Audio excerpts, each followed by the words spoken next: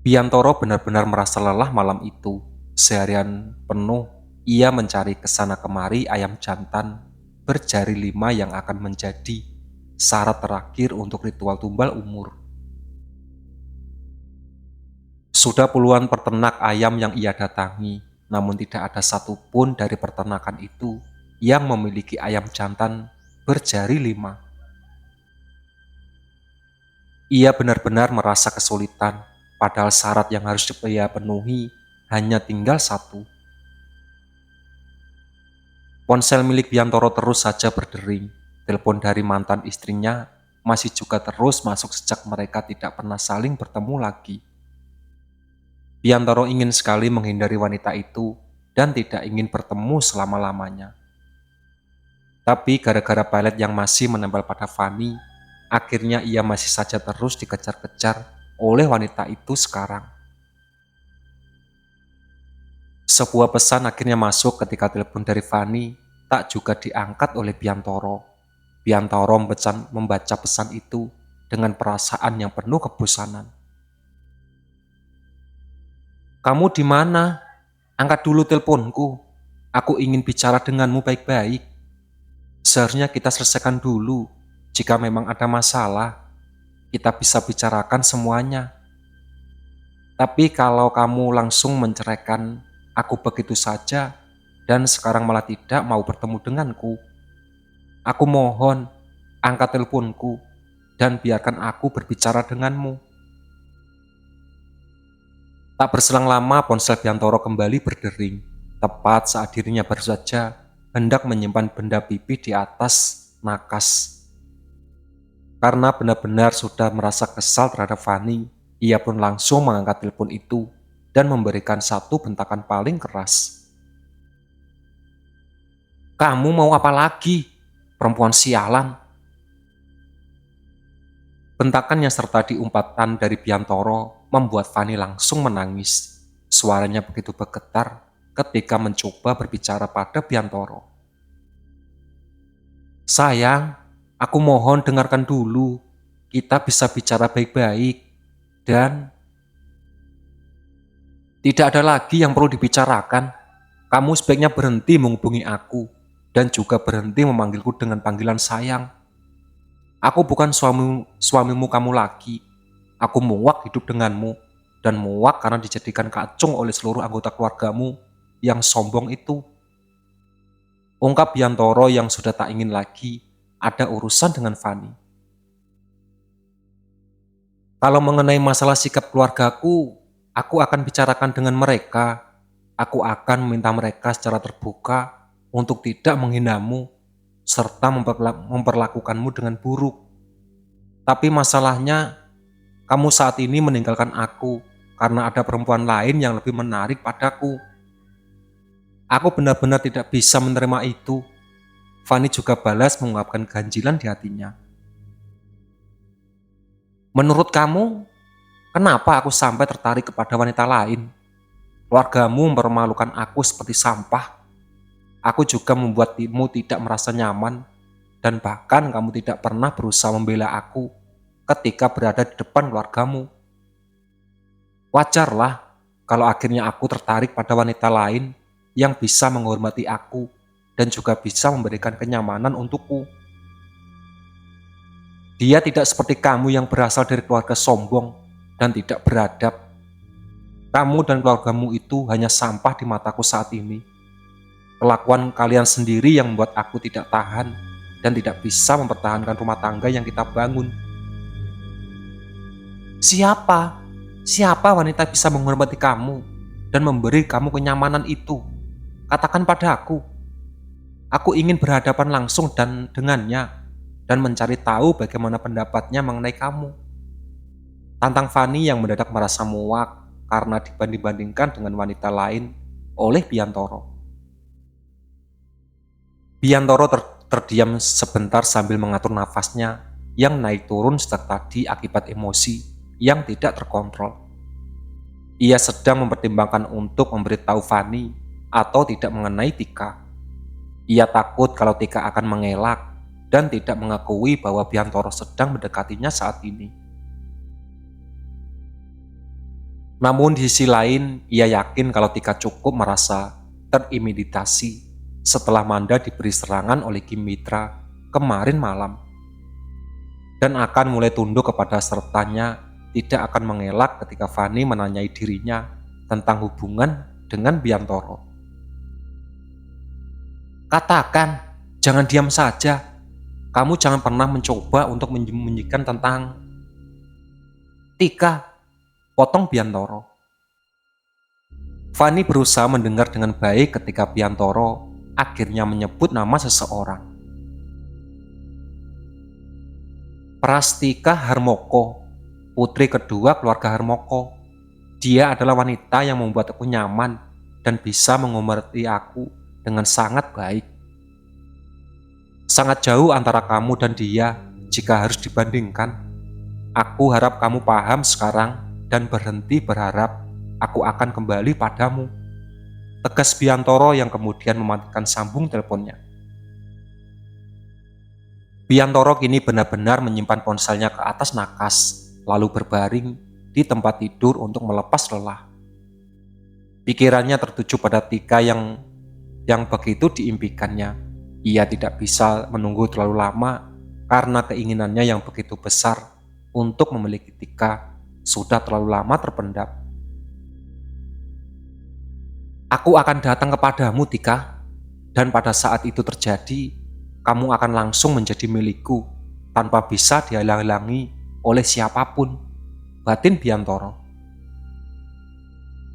Di rumah keluarga Kus Marwati, Fani kini tengah menyampaikan apa yang dikatakan oleh Biantoro mengenai wanita yang ia berhasil merebut perhatiannya dan juga membuat merasa nyaman. Mardani, kepala keluarga rumah itu, terlihat sangat heran ketika mendengar apa yang Fani katakan. Tika, Prastika Harmoko, cucu dari Pramudia Harmoko. Dia yang Biantoro maksud, tanya Mardani ingin memastikan. Iya ya, Tika yang itu, yang dimaksud oleh Kak Bian. Jawab Fani masih menangis seperti saat sedang menelepon Biantoro. Mana mungkin Tika Harmoko mau menjadi selingkuhan mantan suami kamu, Fani? Pakai otak lah. Juga kamu mau menuduh seseorang. Tika Harmoko itu salah satu wanita yang harga dirinya sangat tinggi di dalam keluarga Harmoko. Mustahil kalau dia sampai menjadi perselingkuhan mantan suami kamu, bantah Irma, ibu kandung Fani.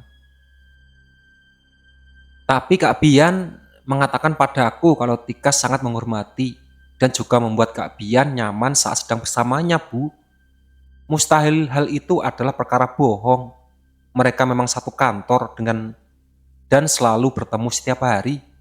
Sudah jelas kalau... Tapi setiap kali Kak Tika bertemu denganku saat dirinya sedang bertugas di luar kantor, dia pasti selalu saja bersama dengan adiknya, Manda Harmoko, potong Dela, adik Fani satu-satunya. Dia belum pernah kulihat pergi berdua dengan pria manapun, Kak Fani. Bahkan yang aku dengar, Kak Tika hanya akan menjalin hubungan dengan seseorang pria jika keluarganya yang memiliki pria itu untuknya. Sama seperti yang terjadi pada Kak Yana, yang kini sudah menikah dengan salah satu putra dari keluarga Aditya. Jadi, aku setuju dengan pendapat ibu. Mustahil kalau Kak Tika sampai mau jadi perselingkuhan mantan suami kakak.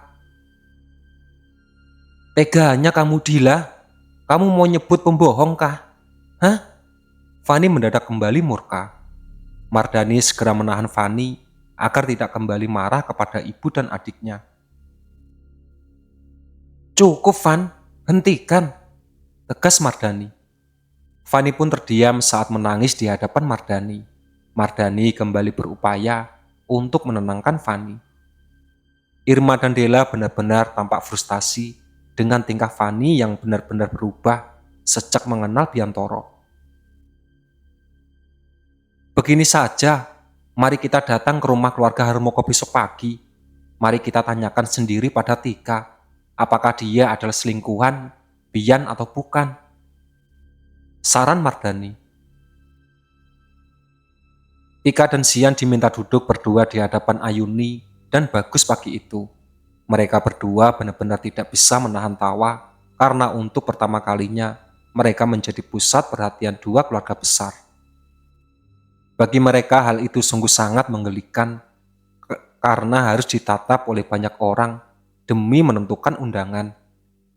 Cincin pernikahan yang akan dipesan serta warna pakaian pengantin yang akan dipakai oleh mereka berdua. Jangan lupa pikirkan juga pakaian untuk pagar Ayu dan pagar Bagus, pinta Nania. Tolong, warnanya yang masuk akal ya Kak Tika. Aku mau pakai itu untuk berfoto sebagai pasangan dengan Lili, tambah Aris. Ih, kamu kok kayak nggak bisa pesan baju kaplut secara mandiri sih? Masa mau foto sama Lili harus nunggu Sian dan Tika nikahan biar pakaiannya kompak? Sindir Damar kepada adik bungsunya. Lili pun langsung menatap ke arah Aris usai mendengar sindiran Damar. Kak Aris, jangan begitu dong. Aku malu, rajuk Lili. Aris pun langsung menatap ke arah Damar dengan sengit. Kak, nggak usah memancing emosi warga sekitar sini deh. Aku benar-benar sebel dengan sindiran kakak yang selalu saja keluar pada saat yang tidak tepat. Omel Aris. Lili langsung menutup mulut Aris dengan menggunakan tangannya. Kenapa malah jadi mengomel pada Kak Damar? Kak Aris benar-benar susah dinasihati. Aku capek lama-lama karena harus terus mengingatkan kakak untuk tidak melawan pada yang lebih tua. Melihat Lili semakin merajuk, Aris pun segera meraih gel sake roll yang tersedia di meja ruangan tengah saat itu. Tangan Aris melepaskan tangan Lili dari mulutnya, lalu menyodorkan gel sake roll ke mulut Lili dengan sikap dan senyum yang manis. Ayo, buka mulutmu, biar aku suapin, pinta Aris. Kamu sudah bosan hidup di darat, Riz. Mau coba bertahan hidup di air danau? Tawar Tika tak segan-segan. Aris pun terkekeh pelan saat melihat Tika yang benar-benar mudah sekali naik darah. Sian kembali menjabarkan Tika dengan penuh kelembutan. Jojo muncul dari arah belakang rumah lalu dengan segera mengecup pipi kanan Manda di depan semua orang. Jojo, kamu itu tidak sadar tempat atau bagaimana? Tegur Tika semakin naik darah. Jojo hanya berkekeh pelan sambil menatap ke arah kakak iparnya. Aku dan Manda tidak bisa dilarang seperti Aris dan Lili, Kak. Kami sudah sah, sudah menjadi suami istri. Balas Jojo dengan santai. Duh, aku pikir yang sikapnya bisa berubah jadi tidak tahu diri setelah menikah itu hanyalah Ben saja. Ternyata kamu juga bisa berubah menjadi tidak tahu diri setelah menikah dengan Manda. Kecap-kecup sembarangan. Mataku ini loh, Jo, jadi ternoda sebelum waktunya. Gemas Tika. Yana muncul dari dapur dan langsung mengecup pipi kanan dan kiri Ben tepat di depan Tika. Tika jelas langsung terbelalak saat melihatnya.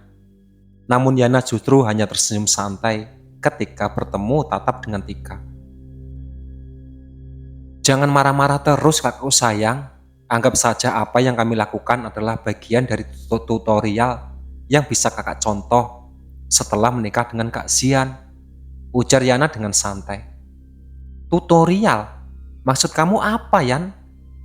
Maksudmu, aku ini tidak bisa bersikap romantis dan hangat terhadap pasanganmu nanti, sehingga membutuhkan tutorial. Tika semakin gemas di tempat saat itu. Semua orang tertawa ketika mendengar apa yang Yana katakan kepada Tika. Ayuni langsung menangklupkan kedua tangannya pada wajah Tika yang kini sudah memerah. Sudah, jangan ditanggapi terus keusikan adik-adikmu. Mereka itu sedang senang karena kamu akan segera menikah dengan Sian. Makanya mereka terus saja menggodamu habis-habisan, ujar Ayuni. Itu benar, Nak. Bahkan, Paman pun sebenarnya ingin memberikan tutorial untukmu dan Sian. Seandainya saja Sian tidak mencubit lengan Paman sejak tadi secara diam-diam. Lapor bagus atas kelakuan Xian yang terselubung. Xian langsung memucat sementara Tika langsung menaikkan sebelah alisnya ketika melirik ke arah pria itu. "Aku sayang kamu, Tika," ucap Xian. "Ingin merasakan rasanya hidup di danau, calon suamiku tersayang. Tampaknya kamu deh yang butuh pindah dari daratan ke perairan daripada Aris," tawar Tika. Gelak tawa jelas semakin terdengar ketika Xian akhirnya mendapat tawaran yang sama dari Tika. Tika memang tak pernah pandang bulu ketika sedang kesal terhadap siapapun. Hal itulah yang membuat Xian semakin sayang padanya dan tidak mau mempertimbangkan wanita lain untuk mendampingi hidupnya. Pram kini menunjukkan kepada Mardiani, Irma, Fani, dan Della yang sudah melihat sendiri pagi itu bahwa Tika saat ini sedang melewati masa-masa menjelang pernikahan bersama Xian. Tika dan Xian kini sedang sama-sama memilih cincin yang akan dipesan, sementara yang lainnya ikut memberikan saran demi membuat Tika kembali naik darah. Sudah puas, sudah sadar betapa Tika sangat mencintai pria yang kini ada di sampingnya. Sudah paham bahwa Tika tidak mungkin menjadi selingkuhan mantan suamimu. Tanya Pram tampak begitu dingin. Mardani dan Irma kini menatap ke arah Pram dengan ekspresi tidak enak. Della bahkan menatap ke arah Fani yang tampaknya saat itu masih saja sulit untuk percaya dengan kenyataan. "Maafkan kami sekeluarga, Pram. Masalahnya mantan menantu kamu sendiri yang menyebut nama Tika ketika putri kami bertanya tentang siapa yang sudah membuat rumah tangga mereka hancur berantakan. Kami berdua tidak percaya dengan hal itu. Bahkan putri bungsu kami pun sama tidak percaya dengan kami." Namun Fani ingin tetap membuktikan sendiri hal tersebut. Jelas Mardani dengan nada merendah. "Mantan menantuku itu bahkan sudah lama tidak bertemu dengan Tika. Tika dan Manda sudah lama pindah tugas ke Polda Garut. Itu dia pimpinan di kantor Manda dan Tika. Dia datang untuk memberikan selamat atas pernikahan Manda, serta ingin serta dalam perencanaan pernikahan Tika. Istri pimpinan Manda dan Tika itu adalah teman baiknya Yana, jadi sekarang sudah seperti keluarga kami sendiri. Silakan jika kalian mau bertanya tentang Tika," ujar Pram tepat pada saat Roni dan Thalia tiba di rumah itu. Fani pun segera mendekat pada Roni tanpa ragu-ragu. Roni dan Thalia tampaknya sudah tahu mengenai kedatangan anggota keluarga Kusmarwadani. Namun Narendra mungkin telah memberitahu mereka ketika baru saja di depan halaman.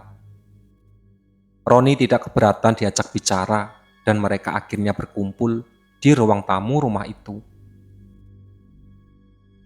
"Itu benar Letnan Tika dan Letnan Manda sudah pindah tugas dari kantor lamanya yang dipimpin oleh suami Anda."